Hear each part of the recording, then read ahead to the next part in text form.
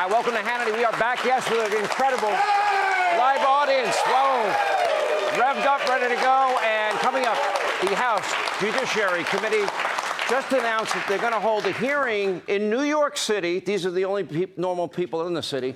By the way, next week, to hear directly from victims of Alvin Bragg and his week on crime policies.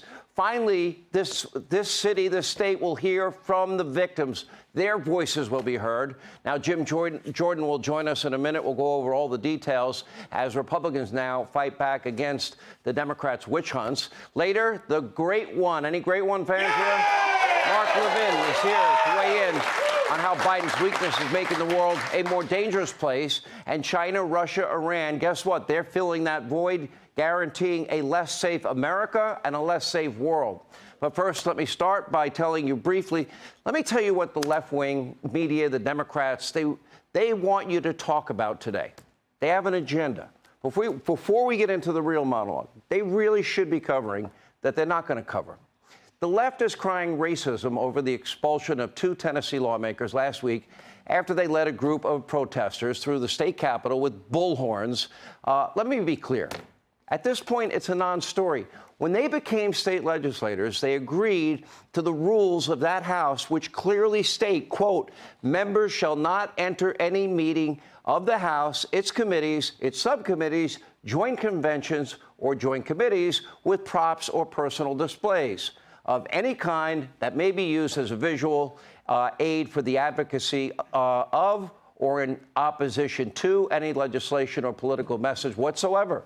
In other words, you cannot lead a group of protesters through the state capitol with a bullhorn the way these particular people did. Now, they may have entered the capitol legally, but their actions on the floor clearly created a volatile, potentially dangerous situation for every lawmaker and also law enforcement. Also, the Tennessee State Constitution.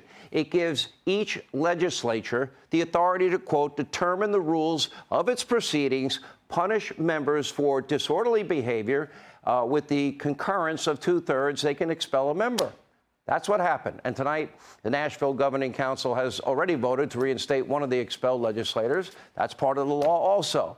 But when the media mob isn't crying racism, they're obsessing over their other favorite topic, and that is they want abortion to be front and center, even though every state now will get to make that decision on their own if you believe in federalism. A Texas judge ruled to suspend the FDA's approval of an abortion pill. But again, this too is a non-story. The ruling included an immediate 7-day stay. It won't affect most states, and because a judge in Washington, by the way, almost simultaneously ordered the feds to keep access to the pill, which the left is completely ignoring. They won't tell you the whole story. They just lie and give you hysteria and hyperbole. And while they obsess over these two issues, here's what the left and the mob and the media don't want to talk about. Under Joe Biden's failed leadership, the world has never, ever been a more dangerous place since World War II. And that includes, by the way, the Cold War and mutually assured destruction. Now, think about this. While Democrats are out there demagoguing, a new axis of evil is forming right before our eyes between China, Russia, Iran, and guess what? The coalition is growing on a regular basis. And it's not only posing a threat to the U.S., but also the rest of the world, the entire world. Take a look at your screen. The Chinese army released, look what they released here. This disturbing video on state-run television showing what their attack on Taiwan would look like. That's state television. The message is unmistakably clear. China is preparing and ready for war. President Xi mentioned it within the last 2 weeks. Does anybody have any confidence at all that your President Joe will hold them accountable? He's completely powerless, didn't even try to stop a Chinese spy balloon from flying over the U.S. He watched as it flew over Alaskan airspace and down the coast of Canada, the western coast of Canada, into Idaho, all over the continental United States, over our missile silos, near our military installations, and he did nothing. It went to, let's see, Montana, it went to Missouri, it went to Kansas, went to Kentucky, and then it went out to Carolinas. Then they finally took it down. Then they took down 3 other unidentified objects. We don't know what they are because they never told us. They just spent $400,000 on Sidewinder missiles, but we have no idea what it is they took down, by the way, over airspace. So even as NBC News reported, the balloon gathered intelligence from sensitive military sites, sending it back to China in real time. In other words, they lied to us about that too, and your president did absolutely nothing. Now, China faced no consequences for sending the balloon and unleashing COVID on the world or constructing blatantly unfair trade practices. And, of course, their intellectual property theft is too much to even detail, and so much more. So what is Joe Biden? He didn't do anything about the balloon, didn't do anything about Putin taking out a drone. What is he going to do about China's battle plan to take over Taiwan, our ally in the region? Clearly, China expects nothing. Why should they? Under our weak, frail, cognitively struggling president, America sadly has completely abdicated its role as the leader of the free world and, frankly, the world overall. And now China, they are racing to fill that void, along with their new pals in Russia and Vladimir Putin, and, of course, the mullahs in Iran. And I'm pretty certain that probably North Korea will be a part of this axis of evil in no time at all. He has given up our energy independence in a pathetic attempt to appease the radical climate alarmist religious cult. His obsessive push for all electric vehicles opened the door for China to cash in. They're making money off of our stupidity. By the way, so are the Saudis. So is Vladimir Putin. And during today's press briefing, Karine Jean-Pierre was asked, what the administration is going to do to prevent China from benefiting on our Green New Energy Deal push. But as usual, she had no answers. Take a look at this. Some of the companies investing in EV battery plants here in the U.S. are Chinese companies. Is the administration doing anything to stop China from cashing in on green energy goals?